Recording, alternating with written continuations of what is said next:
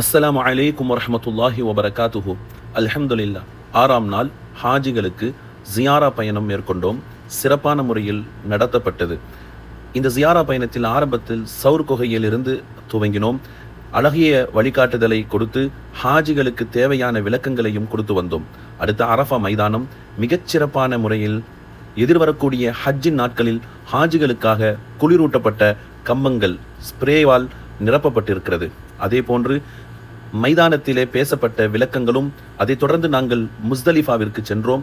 இங்குதான் ஒது செய்து ஜஹரானாவில் இருந்து ஹாஜிகள் உம்ரா செய்வதற்காக எஹராம் அணிய வைத்து நாங்கள் புறப்பட்டோம். இதோ நீங்கள் பார்த்து கொண்டிருப்பது வாதி ஜுபைதா அன்னை அவர்களால் கட்டப்பட்ட அந்த கால்வாயினுடைய நீர் பகுதி இங்குதான் வந்து முடிவடைக்கிறது.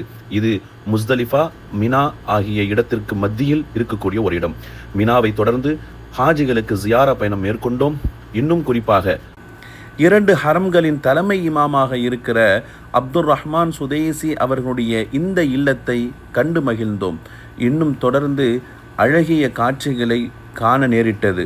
அதிலும் குறிப்பாக சவுதி அரசாங்கமும் துருக்கி அரசாங்கமும் இணைந்து ஹரமைனுடைய கட்டடங்களை பரிபாலிக்கிற அந்த ஒப்பந்தத்தை இந்த கட்டிடத்தில்தான் அவர்கள் போட்டார்கள் என்ற அழகிய புது செய்தியும் எங்களுக்கு கிடைத்தது. சிறப்பான முறையில் வாகனத்தை ஓட்டி வந்த உஸ்மான் பாய் அவர்களுக்கும் ஜஸாக்குமுல்லாஹு கைர்.